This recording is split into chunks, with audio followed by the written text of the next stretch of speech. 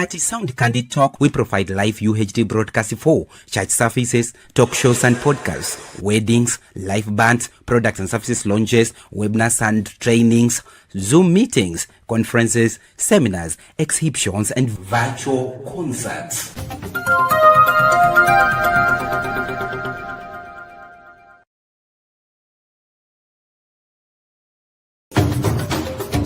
You, and I really appreciate for being with you and having moment discussion, having a day with you. Indeed, it's so great as Bernard started over. For more confirmation or for more details of if you want to support the channel, just use the scrolling details on the screen, and it will be great. If you also want to advert with us, use the screen details on the screen, and we'll market your product very well, and we also market. And if the first time coming across the channel and you have not clicked the subscription note, please make sure you click the subscription note so that we can be together and we can move together as one. And also there's the link to join inside to be a member of Sound Candy Talk. Please, I still urge you, click the link, join and be a member of Sound Candy Talk. For those who are watching us on TikTok, please, I urge you, go to the YouTube channel, search Sound Candy Talk the same way it is on TikTok. Please subscribe and also join. Be a member of Sound Candy Talk, and it will be great. We really love you. We really respect you, and I really ask God bless you because we really appreciate for you being there.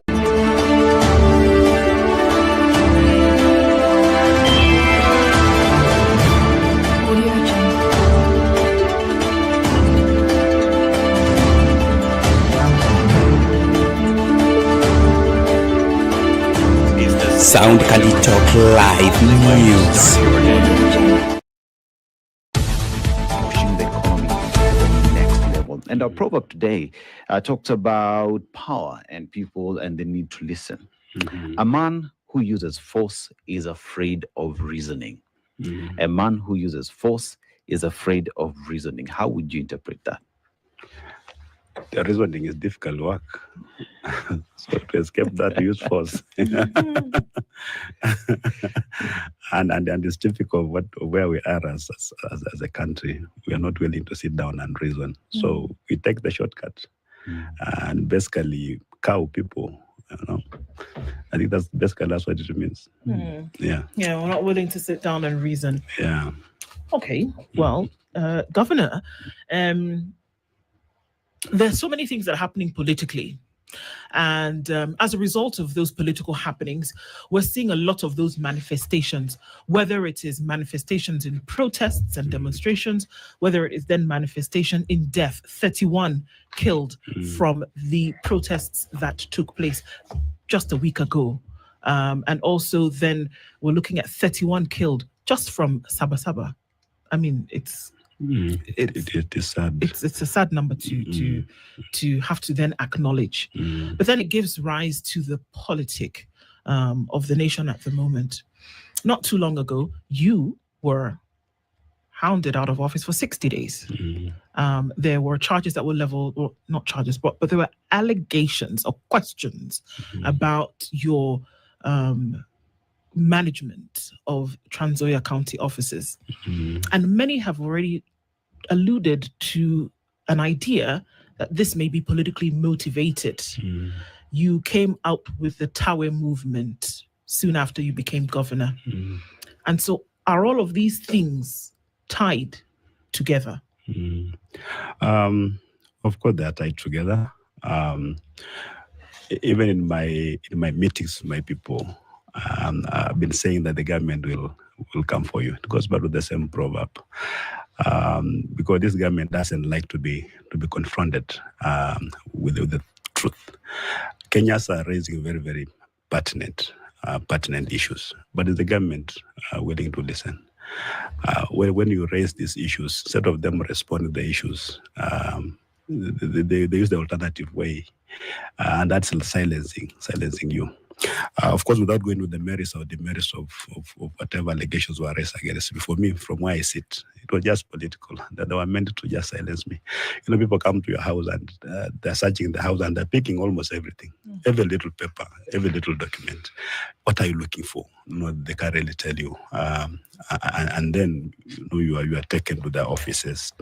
They take a whole day recording a statement, and then out of the blue they tell you you're going to court tomorrow.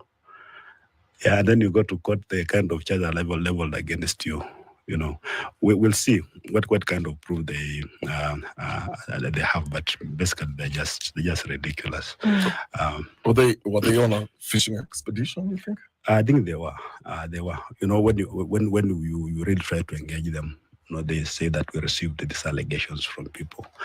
But when you get the allegation, why don't you investigate them? Do you just get allegation, then you go arresting people, and then you charge, and then look for evidence later. To not try to get evidence to fit the charges. It's a very sorry state, and you are told not to comment on these things. So they basically traumatize you, and they tell you not to talk about it. So even the trauma is even more. Because I'm sure when you talk about these things and share, it's better. They tell you not to go to the office for 60 days. The physical space where you sit. But again, I think the intention was to prevent me from going to Trans Nzoia. So they believe that when I'm out of Trans Nzoia, then I'll not be able to be talking about some of these things. But I've got a platform elsewhere. I can go elsewhere and even here and talk about the same things. It is the short-sightedness of this government that is so unsettling, that's so annoying. Because these are the things that were happening before 1992 during the single-party state, where the word of government was final. But I'm surprised we are back to the 1992 days where Kenyans are now starting even to talk in whispers. And these young people are coming out because their parents have basically been cowed. They see things happening, things that don't happen in the proper way, but they're keeping quiet. So the young people are coming out. But again, they're confronting a very ruthless regime that you talk, and then what you receive up are bullets. How do you kill a 12-year-old, a 14-year-old, 25-year-old? Like yesterday, they arraigned people in court. All of them are below the age of 25, and they're being charged with terrorism. For 60 years, one financial services institution. Why terrorism? You just want to intimidate. They level the highest charge almost on land, so that you fear, because once it's confirmed, then you are jailed for more than 30 years. Well, you're a security man. Yeah. You former Rift Valley Regional Commissioner. As a police officer, perhaps you can give us insight into why that would happen. Because that's why I said you have previous experience. You still have the experience, whether you're not given the title of top cop at this point, but you are very well aware of how these things would happen previously. Why would that happen? So why would you arrest people and charge them with terrorism if they were attending a protest? Just a point of correction. I've never been a policeman, by the way. Oh, sorry. Okay. Kenyans believe I was. We believe general, almost 100% of Kenyans believe I was a cop. I've never been a cop. I was a district officer, became a district commissioner, became a county commissioner, became a regional commissioner. Okay. I was basically in administration, but of course, administrators chair security committees. Yes. That's why maybe Kenyans rushed me a lot with the police. With the police service. Beg your pardon. Okay. Yeah. So, what Okar was talking about, this fishing thing. People are expressing they're setting their problems. As provided for in the Constitution, the freedom of speech is there, the freedom of association is there. But you want to prevent that, and you cannot do it the constitutional way. So what do? You go outside the law. And start now fishing for charges, and and also fishing for courts where you think you are going to get a favorable ruling, and basically just silencing people. This government wants to rule, not even to govern. They want to rule as Kenyans keep quiet, so that we are just like indifferent bystanders as they do whatever they're doing. They're very uncomfortable when people raise certain truths about government. And yet the government is supposed to be accountable. How do you be accountable by raising issues and we want to listen? Yeah. But for how long are they going to do this? How many people are they going to jail? So, Governor, if you look at one of the reasons why one would say that your charges were leveled against you is because you're considered to be unspoken and you don't fear to challenge authority. And some of the things that you challenged is when the issuance of IDs was announced that should be given to individuals, mostly from northeastern part of the country, and you raised concerns with regards to the security of the country. And that appeared as though you were challenging the president's directive and advice. Would you reckon this is why they say lazima ni kunyamazishe? I think so, because I strongly believe that the president was misadvised. Because when he was issuing that order to exempt people from northern Kenya from being vetted, he forgot that all border communities actually are vetted for IDs. So why exempting one community when should have applied to all? Then number two, we have got problems with all our neighboring countries, especially Somalia, where we have very serious issues of terrorism. Actually, the first time Kenya went to war with another country was in Somalia because of Al-Shabaab. And we've had issues with the border communities because we're the same community, like the Somalis in Kenya and Somalis in Somalia, just Somalis. And that's why we had this idea of vetting. Because how do you know that one is a Kenyan Somali and one is a Somali? You must have that vetting. If a chief is confronted by two individuals, one who is a Kenyan Somali, another one is a Somali, how will he know without that committee that would vet? Now, for me, my major concern was the moment you give an outsider a national ID, a guy from Somalia, and they look for our IDs for very nefarious reasons, not for very, very good reasons. They'll come in, they'll become citizens of this republic. They're going to get our passports. Now, when they go out there, they're committing crimes, as they always do, as they sometimes do. Then, not be Somalia till be blamed. Now, Kenya will be a haven of a place where terrorists are bred. That's my biggest problem. Then now, Kenya want to get a visa to travel out there. You're going to be subject to a lot of stringent vetting because now our documents will become dubious. And the integrity will have been lost.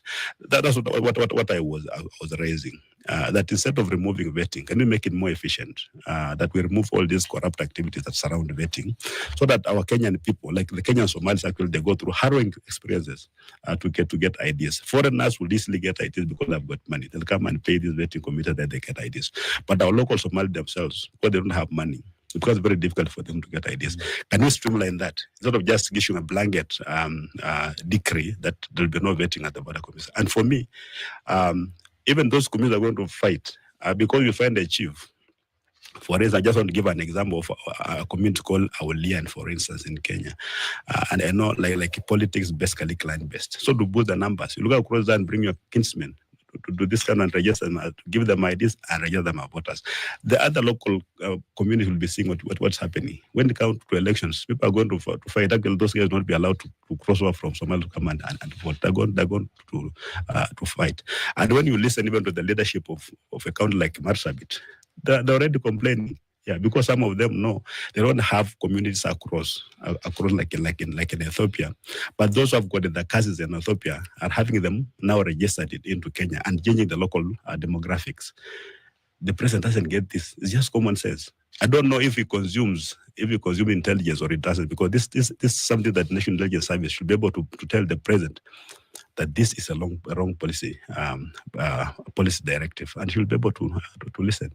He may refuse to listen now, but people are going to live another 5-10 years, are going to bear the consequences of this kind of decisions. Yeah. Governor, you've just concluded a Western tour. 2 days, I think? Yeah, it was Thursday, Friday. 2 days tour. And you were with DCP leader, Rigathi Gachagua, with his deputy, Malala. You were also with Kalonzo Musyoka and Eugene Wamalwa. You appear to be fronted as under the political framing from Western as one of those leaders that is rising very fast from Western. Why would you? What would you say is the political framing of Western politics? One. Two, why do you think you are being targeted? And thirdly, why you? Western region has been the hunting ground for everyone. You know, Kenya's politics, unfortunately, is tribal. And communities that appear to be solid in terms of the ethnicity they're taken more seriously in terms of politics. Look even just at the way the presidents have been rotating between the Kikuyu and the Kalenjin, and look at the way they vote. They vote almost to a man with their own person. And for me, from where I come from, I've got a background in anthropology, and I don't make any apologies about these issues of ethnicity. Of course, negative ethnicity is bad because you see to discriminate against other people. But people coming together as a community because they share certain attributes, it's not a bad thing. I believe that having strong ethnicities, ethnic communities, is a good thing. Actually, I prefer to call them nationalities. I call about the Luya nation, the Kisi nation, the Luo nation, the Kikuyu nation. You know, Kenya is a nation state, a state composed of different nationalities. I believe it's a good thing. And I've been talking to my community because when it comes to politics, we are completely divided. We vote all over the place. We don't value the vote. And the consequence has been that the second largest community in Kenya in terms of just numbers, demographics, numbers, and even in terms of voters. I think we're the poorest community in this republic. You go and look at the way our people live and the kind of menial jobs that they do all over the place. Somebody gives birth in Moranga, they want to get a house girl from Vihiga, somebody wanting a watchman, they're looking for a lawyer, you go to the grave diggers, the lawyers. Are you saying there's a stereotyping to the Luya community? Completely. And because of the way I've played our politics, we've not been able to negotiate properly for the national cake. These jobs are there and they must be done by somebody. But why should my community be the predominant one in those menial jobs? We should be sharing, all of us. And I think that message is resonating very well with our people. And then number two, the girls have been on that table, the negotiating table. That table is actually that people sit down, they share the national cake. It's not something that's just academic. The girls who've been there is Mudavadi and Wetangula. Can they account for their time? Over 70 years combined on that table. What have they done even to just transform the life of the people, even just in terms of infrastructure, water, roads, and all these things? They've done nothing. When I was talking about the Luya community not even having had a police commander as an inspector general of police for all these years, or a 3-star general, a lieutenant general in the defense forces, people thought I was just I was just inciting. But when they looked at the facts, actually, it was indeed true, and some things have started happening. I say that not just because I want to advance the interests of the Luya community, but I know there are also very many other communities who are suffering the same. If your voice is on that table, you are ignored. So can we just have that table that looks at the interests of every community in this public, so that everybody gets their fair share and gets a fair shot in this country? That's all I've been talking about. So the total interest, a lot of interest in Western is because there are people who in the arithmetic, they know that without Western, they cannot win anything. And I believe the current president knows that without Western and the mountain is gone, how is he going to get the presidency in 2027? And when you appear to be locking Western and locking them out, they become a bit jittery. And that's why you see that a lot of venom, even from fellows who operate from Senate House. They're always talking about me everywhere. You go to the Senate, somebody just stands on a point of order, a completely irrelevant subject, but has to mention my name there. It's because of the political threat and the political heat that they're feeling that for the first time since Wamalwa Kijana, I think the Luyas are coming together and they're speaking with the same voice. And the things I'm saying are not just resonating with the Luya, they're resonating with everybody who feels excluded from this government. So you look at the issues you're raising in terms of development in the Luya nation. Look at water, education, and water, and these are concerns that one would say the entire leadership of the region would see that happen. Now you're coming to emancipate all these and make sure that you speak in one voice. Why would that be a problem to one, say, the Speaker of the National Assembly, Moses Wetangula, and his boss, William Ruto? Why do you seem to be a threat to them? I believe that the kind of situation we have in Western is orchestrated. People have made it be like that. Like, they're not interested in fighting poverty. They're not interested in fighting illiteracy because illiterate, poor people are easier to manipulate and to manage. So when you come out and you want to empower people, first of all, they look at you like you are a very stupid person. Why are you empowering these people? And you're supposed to be in their class. The privilege, because the governor is not a very, very small person, you're supposed to be there, keep quiet, and just enjoy the privileges of the position that you hold. Why are you empowering these people? Yeah, that's the biggest problem I'm having with these characters, because they're the beneficiaries of the status quo. The status quo is not good for almost 99% of the population, but it's good for that small percent that's less than 1%. That's really enjoying what's happening there. You'll campaign during elections and then disappear for 5 years, come back with some little money. In Western, when you give somebody 50 shillings, they'll vote for you. It's a lot of money. Actually, there are people, I've challenged people in a meeting that wale watu ambao wako na shilingi 100 here, can you move aside and I add you another 100? In a meeting of 3,000 people, and nobody will stand up, because they've got no money. Up to the level of poverty I'm talking about. And this poverty, as I said, is orchestrated. Keep them down so that you can manage them. These leaders are very, very extremely insecure. That's why you see the way they are responding with a lot of violence, as you say, because they're very, very secure. They don't want Kenya to raise very uncomfortable questions, because we're asking them to account for their time in these positions, and they're not able. And when even you play clips that they used to say, oh, when I get into power, I'll get 30% of this, I'll get 30% of that, I'll be doing this, we're going to get our police recruited. They were just lying. They don't want anybody to say such a things. You keep quiet, because they'll come with new promises in 2027. They say, no, before you come up with the new promise, can we look at what you promised in 2022? They don't want that. So that's why I'm a man on the spot, because I'm saying some uncomfortable truths to the people that were supposed to be belonging together up here, but I've joined the masses here, because for me, I believe I'm in the masses. That's how I grew up in those circumstances, and I've strove over my life to ensure that I don't forget where I came from. And I believe if we appreciate that, then we can do something. Kenya just one basic thing today. While you're talking about macroeconomics and all this good, nice sounding stuff, Kenya just want food. Is that why you joined this realm of politics, coming in as a regional administrator? So your work was administrative. Yes. Largely. Yes. Can you honestly say that is the reason why? Because this is the thing, and I'm asking this against the backdrop of the current political and social situation, whereby there is a demand for proper management, where there is a demand for good governance across board.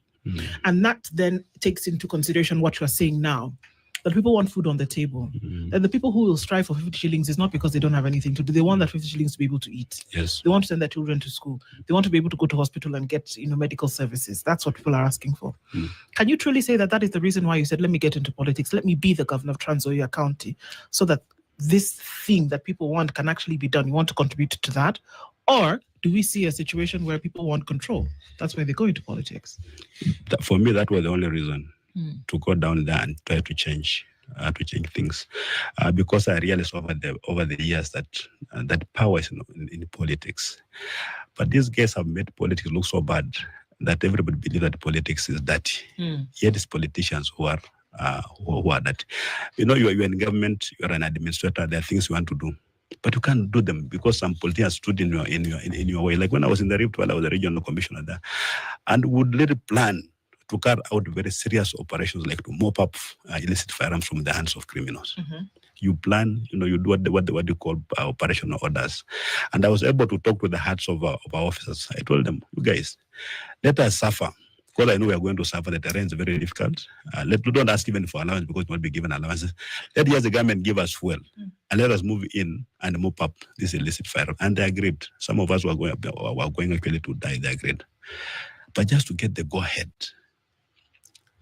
to just proceed and carry out that operation. It couldn't come. And we weren't even asking for much. Then now you discover, are these things really just happening by happen chance, or there's somebody remotely controlling these things, that they want this status quo to remain? And then that's what I conclude, that there's somebody who's orchestrating things. They want Kenya to just remain the way it is because they're benefiting from it. And because as an administrator, it's very difficult for you to be posted to your home county or home region. You have to walk away from home. I don't know. I don't understand the rationale for that. So I said, now I'm getting older. At what point am I going to serve my people directly? So I tried to go and vie for governor in Transvaal. Actually, I had reached like a dead end. You know, when you are RC now, you can only become a PS or become a CS. Yeah. And that's political. You must have somebody again to influence for you to get those positions. And our two sons there, they don't know people. They didn't even know that I was regional commissioner. So it was going to influence for me to become a PS. So I said, let me go back to the people. Let them give me this political power and see if we can use it to change our life situation. And it's put me into a lot of trouble because people don't want you to do what you're elected to do. Characterize trouble. When you say trouble, put you in a lot of trouble. What does that mean? You see the kind of harassment. Actually, I've gone to the Senate almost 1 million times. I've been taken to NCIC. Now I've been taken to ACC. I've gone to court. What's remaining? And just for saying, we're just saying the truth. Yeah. In this country, when you try to be different, then it causes a bit of problems. Because if you are a politician, you must behave in a certain way. You must be a liar, make false promises, don't make a follow-up on them, be as far away from the population as possible, create that artificial wall between you and the people, be a guy who walks on the red carpet and moves around in convoys and basically just being unreachable. Then now you look like the rest.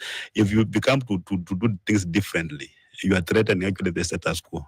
People now will have to spend money and come to the ground and mix with the people. So they want that. They want to just disappear, come after 5 years. You have made a little money and then.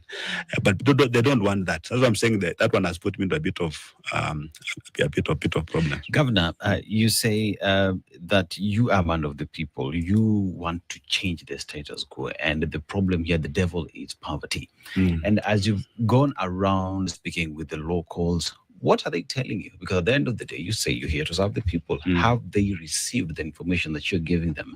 Because remember, when you're doing the tour in Eastern region, and recently with the opposition, as well now in Western, while you're headed towards, I think it was the Nyanza region, there were chaos on the roads. Was it orchestrated? Do you have any information if it was planned? But then again, what are the people you're speaking to responding and telling you? One of the things that really will shock you, and actually can even drive you to tears, is the level of hopelessness. That people have been left on their own to the extent that they tend to accept that that's how things are supposed to be done. So if you talk to them and demonstrate that actually things can be done differently, that you can be a farmer and actually grow and be rich, initially they don't believe it, but you can demonstrate to them how you can do it. That's what I'm trying to do. And therefore, my colleagues in politics want to deny you that space. Like when you were driving from Bungoma, we're going to Chwele. Chwele is in a Kabuchai constituency. It's not even in the Restoration, but where Tankula comes from, around that place. Of about 11 stopovers, that's the only place we were stopped from going. And the most unfortunate thing is that a member of parliament from Sirisia comes in the morning with a tipper full of stones, then floats them by the roadside. Then gets about 1,000 young people, incites them and gives them the money. And then the most unfortunate thing is that the local police, they join these people and they light fires on the road, they light the tires, and basically ensure that we don't proceed to Chwele. Actually, we're just about less than a kilometer to Chwele. And then we come and then we want to ask, really, what is the issue here? We just want to talk to people. If you don't want to listen to us, can you just stay at home? Let those who want to listen to us listen to us. And the place was really, really packed. The people are really waiting to hear us. But these guys were just throwing stones. Actually, my vehicles were stoned. Regigi's vehicles, everybody's vehicle was stoned. And actually, one of my former MCS lost an eye. The people to magic, and he was cut with pangas all over. And these are people who are known. So what happened in Nairobi here, where you saw people, what were maybe carrying rungus and they're working with police officers? It was the same thing. These one were carrying stones and behind them were police officers. The government is playing with fire. This is how Haiti started. Criminal gangs are going to take over this country. and even those policemen are not going to be to be safe. That for me, that was the biggest worry for me. Why do you stop somebody from just going to engage his people? Yeah, and even now, if I said to go to Chwele, people are going to welcome me. We have very historical relations, like Bungoma and Trans Nzoia. We have just basically we're the same. We're the same people. People from Bungoma went to Trans Nzoia. I've got relatives in that place, but it's because of this insecurity I've been talking about. The leadership fearing that when you go there, you're going to raise certain pertinent issues that are going to make them uncomfortable. You're going to open people's eyes. It's really a threat to politicians. So are there underlying issues, Governor? Are you saying that there are things that are happening which people may not know? And that George Natembeya, when he goes to these barazas or when he goes to talk to people, that he's essentially letting them know that there's a problem here which you should know, and there's somebody who doesn't want that information to come out? I couldn't have put it better. That's a position. To what ends? And the current, of course, the political leadership in Western is lying to the president that they can actually deliver Western to them. And when you go there, it appears as if the narrative is different. Of course, now the gravy train is threatened because they're given money. Like every weekend, we are told people are given millions of shillings to come to the ground and just try to secure the ground for 2027. Yeah, but now when you come out there and people are coming out, they express themselves, the truth somehow reaches the power that be, and those who are gaining from this by lying that the galvanizing the Western region, of course, feel uncomfortable. That's the only reason why they will stop a political rally. And some of these fellows actually belonged to KANU. They have never done anything for Kenyans. Even during the second liberation struggle, 1990 to the 90s, they were part and parcel of the regime. People have been benefiting all the time. They don't know how to fight for anybody. They all don't know how to fight for themselves. For me, I really excuse them, because if somebody becomes so, like what's happening now, small little children go to the streets and they're talking about issues, very serious issues. Instead of addressing them, you kill them. It's because of their own background. That's how they used to behave when they were in KANU. And they dream of the good old KANU days, where the leaders' word was final. They want to take us back there. You wake up one day and you are giving directives, and everyone was following those directives unquestioningly. And that's why the intolerance that was shown. What would happen if the people of this area actually knew that maybe there was a puppet master who was playing and controlling things? What would happen if people now were aware, the people of Western Kenya, right? If they were aware that there was a way that this agriculture that you talk about, which is the bed of the economy in that region, that it would be possible that they could thrive in it and that they could get more from it. If they realize that the security issues are actually orchestrated according to what you're saying. If they realize, if they get the knowledge and understanding that they actually do then have some power of control over their circumstances, what would change significantly? There will be a revolution. Okay. There will be a serious revolution.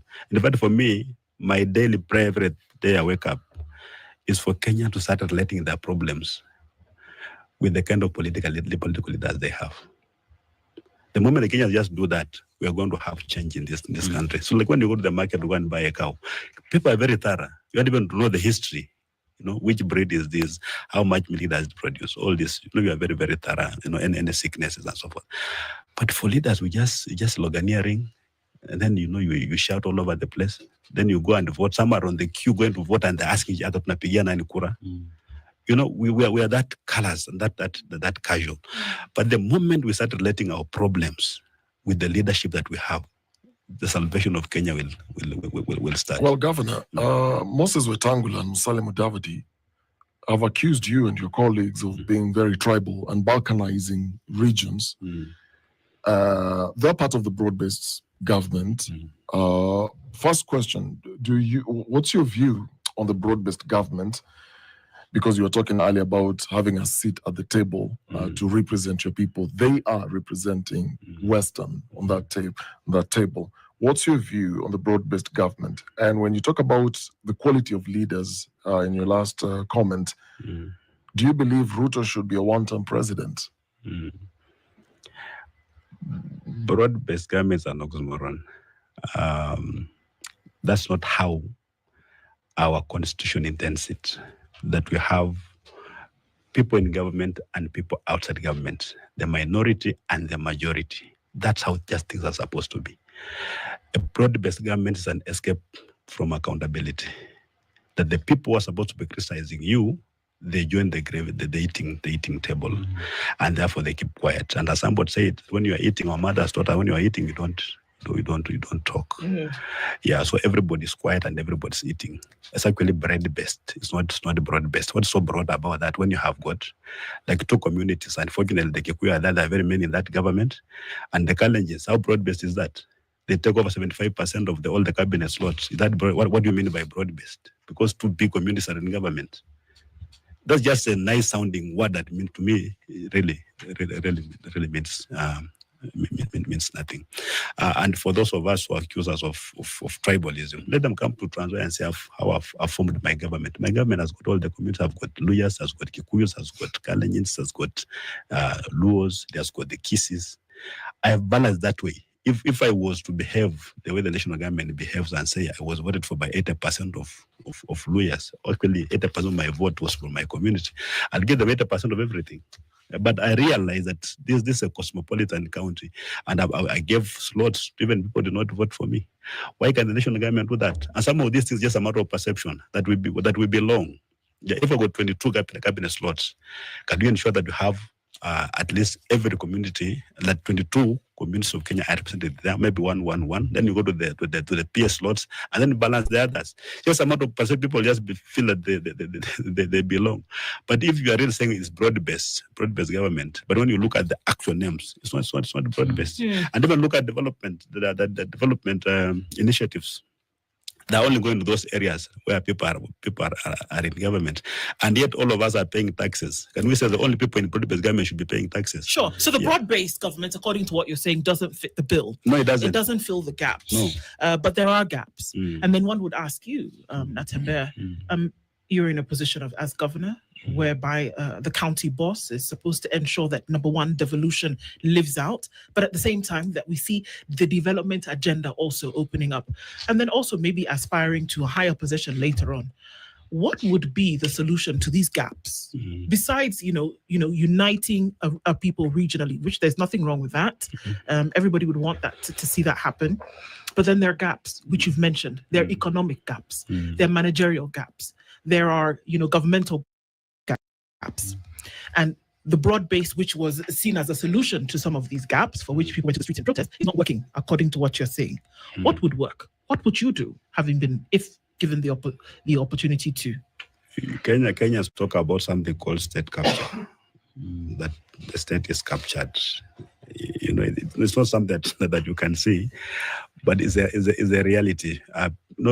Like the current president, when he was campaigning, he really made a lot of sense when he was talking about hustlers and giving opportunities to border, to Mama Mboga, and that kind of stuff.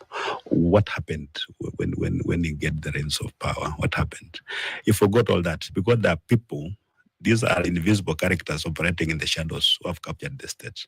The first thing to do is to dismantle all those networks, all those cartels that frustrate anything that ensure that Kenya becomes a modern state. And these are very powerful characters who actually even fund campaigns. They're not that you can't see them, but they really pull a lot of strings. So when you see leaders behaving in a way that doesn't even make sense, not even rational, you will be wondering what happened with this fellow.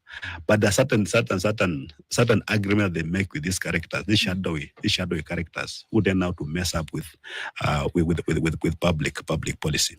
So for us, we are given an opportunity because I've been in government and I know some of these things. We can be able to dismantle these cartels because Kenyans will not grow as long as the cartels are there. They're getting everything. Yeah. No, Kenya has been looted, but Kenya is surviving because Kenya is a very, very rich country. If we just manage to harness our resources and direct them properly, we are going to be ahead of so many countries, even in Africa and the world at large. And for your question, Okari, about the president being a one-term, I agree with him because he said that if he doesn't deliver 5 years, then Kenya should not bother giving him a second term. Does he believe he has delivered? He was already given a value what we are supposed to do. Does he believe he has delivered? Many of us believe he hasn't, and he's running out of time. Because we have got less than 2 years for him to meet all those promises that he made. So if you don't deliver on your own promises, and then I think the only reasonable thing that's supposed to happen to you is to pave way for others. Of course, I've been also telling my colleagues as we move out there quietly, I'm asking them, okay, as we are saying, Ruto must go. What alternative what in terms of plans do we have to sort out these issues? Because if we took over the reins of power like today and we are planless, Ruto has been given like 2 or 3 years to people making noise. For us, it will take just about 3 months and it will be trouble because you must start addressing these serious national issues like immediately. So what we should be doing now is just to work on a plan. And the Ruto is not one of the plans. Focusing too much on him, for me, I don't think is necessary. Like for me, I've been stopped focusing on Wetangula and Mudavadi because for me, the history, we are looking at now, how do we now manage our region properly and ensure that we have access to whatever we're entitled as a He said he will not hand over power to you and your colleagues because your chance is just one term, Ruto must go, but you have no clear plan. And the challenge is there a plan?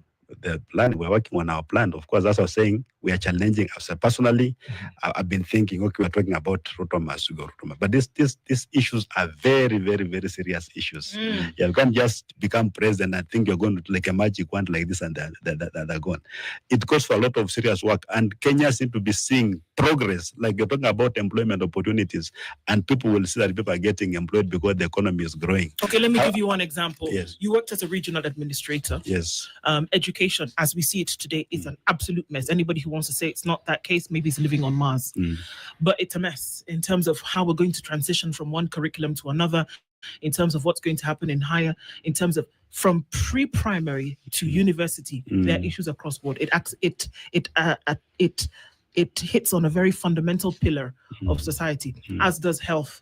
And so oftentimes when we say that I would bring solutions, we are not specific in our solution bringing. Just as an example, what would need to change and what would one do if they were serious about, let's say, making change in the education sector or the health sector for that matter? I'd like us to have a different sitting where you come here and you are saying now, if you are to become president, what are you going to do about education, about health, about all these things? Because those are very, very detailed and very, very serious issues. Of course, what we are saying is very correct. I don't think even the president himself knows what we are doing about education. And that's one of the issues that are bringing a lot of problems. Because I talk about these things, that the teacher doesn't know about CPC, the student doesn't know, the parents do not know, the government still doesn't even know.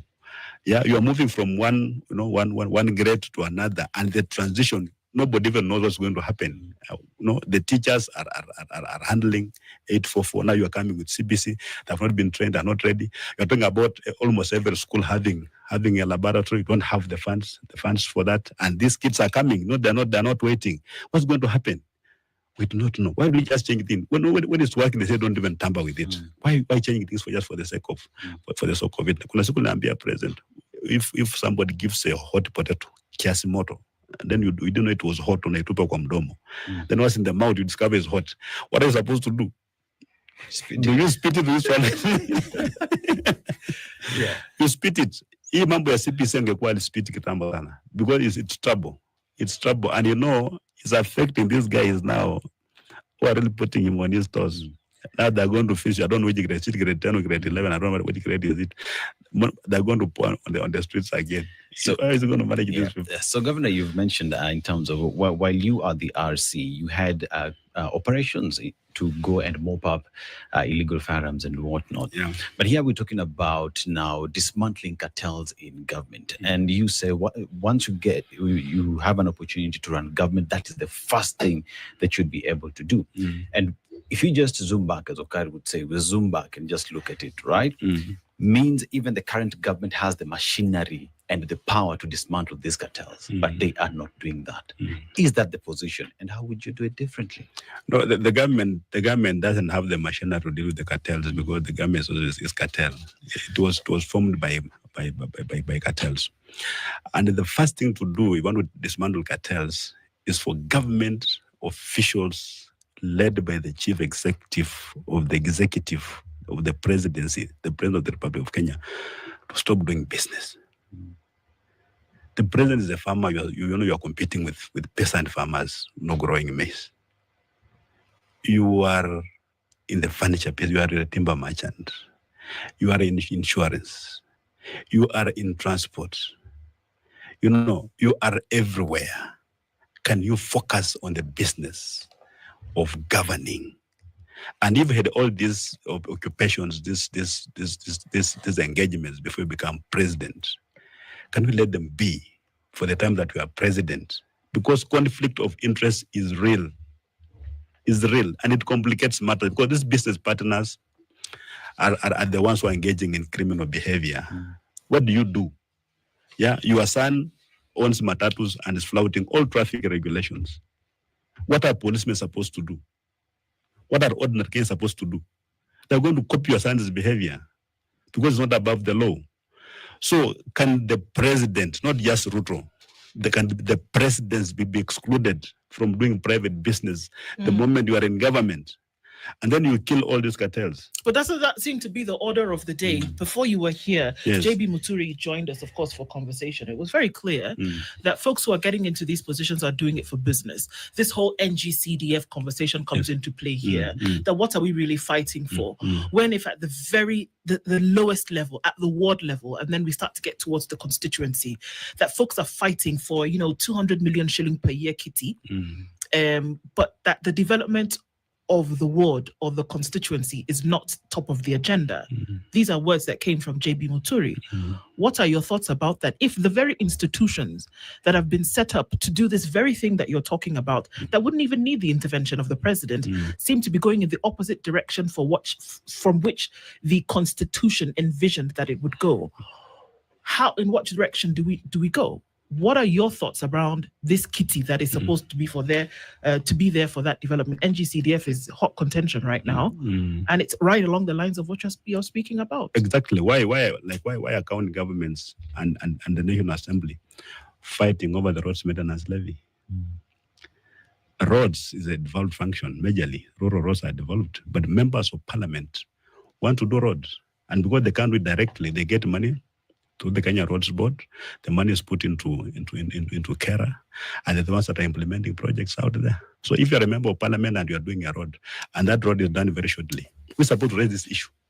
Yeah, because the person is supposed to do oversight, but the person doing oversight, the one who's doing executive work, all this idea of national government development, consumer development fund, it's about people getting on the gravy train. We are fighting to have access to public resources.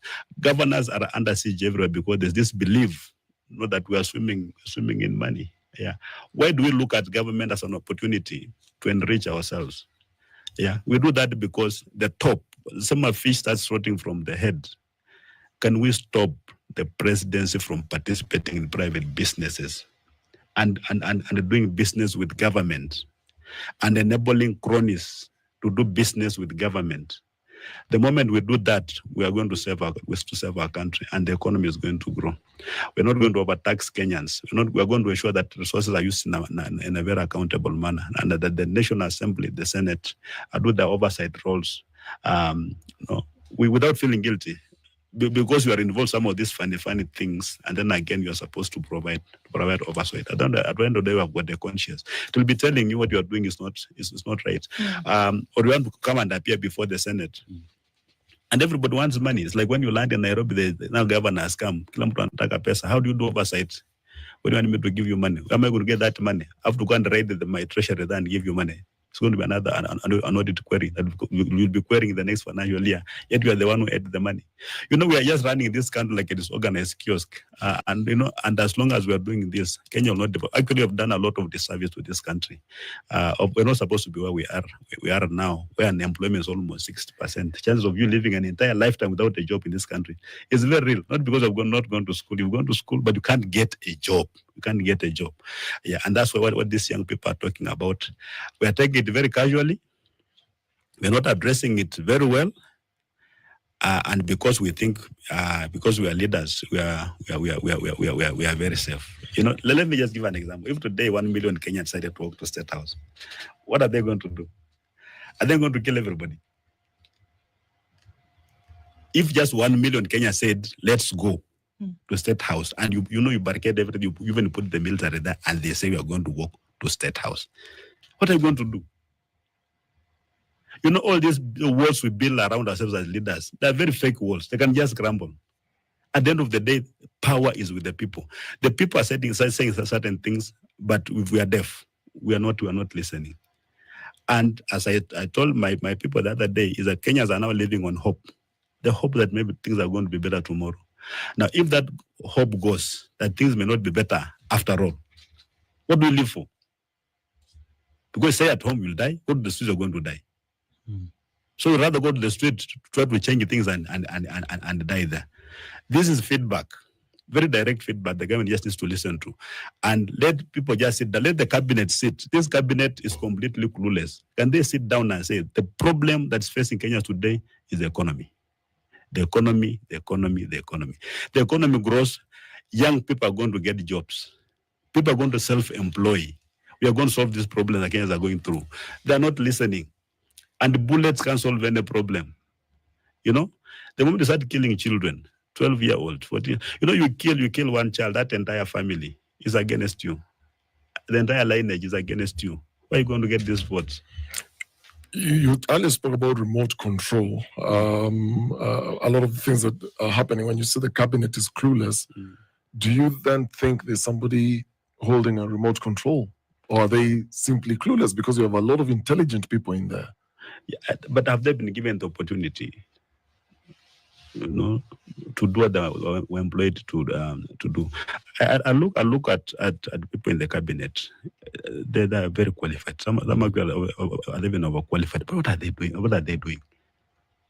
Do they even have any somebody coming up with a policy decision that you look at and say, yes, indeed, this person is addressing this problem? Like when Michu came up with this Matatu thing, and we were just doing very basic things, seat belts, speed governors, no standing passengers, just sit, and enforced, and things worked. Do we have any cabinet secretary today who can come up with a decision and implement it without any hindrances? I think that's what the problem is. Do they have even the courage to face the president and tell him, Mr. President, you gave me this portfolio and I wanted to run it this way. And I think that too many incumbents in my office, I can't run it. Would they just go down and run down the clock and say, I'm cabinet secretary, let me do business for the next 2-3 years, become rich, and that's it? Governor, how would you respond to a comment that you have mixed yourself with those who are part of the problem, and perhaps maybe you need to find your own path, being with those that have not taken this country to the pit we find ourselves in? I think that's a very general kind of complaint, if I may call it that way. But for me, I'm trying to politically, I want to be guided by the needs of the people, and the need to find solutions, practical solutions to this problem. I don't want to be those politicians who just vibe because you feel entitled. That I've been governor, therefore I want to be president. I've been deputy president, therefore I want to be president. I've been vice president. I've been minister, so I want to be president. Only that. No. We want to see if we're given these opportunities, what can we do? And can we get a team of people that we can work with to solve Kenya? Because you cannot do these things alone. Look at countries like Malaysia, Singapore, that we keep talking about. It just took a few men, and for them they were just men, who just sat down and said, no, we are on the wrong track. Yeah, can we recalibrate? Can we come back to the right track? And we have that resolve to do things right. And if we say no stealing, if a member of our team steals even 1 shilling, he faces the consequence of an ordinary thief, an ordinary chicken thief. What they go through is what that cabinet should go through. That accountability applies across board, and then we'll be fine. So as we build this team, of course there'll be those perceptions. And for me, I'm ready to let go of colleagues that I believe the only thing that I bring to the table is baggage, and nothing else. Because some people are so beholden to the past that whatever you do, you literally cannot change them. But Kenya now needs to be forward looking. So those things are there, that you're in the wrong group. It's a group we have, know that we're working together. I believe some of our colleagues appreciate the situation that Kenya is in, and they've got the resolve to try to change this country. Yeah, maybe some of them they look like baggage because of the kind of environment they're operating in. Maybe given new environment, they can do better. Indeed. George Natembeya is the governor of Trans Nzoia County. What does it look like, just really quickly, in like 5 seconds, that, court case comes up in a few, probably see what happens with that, isn't it? Yeah. A few more days out of office. All right.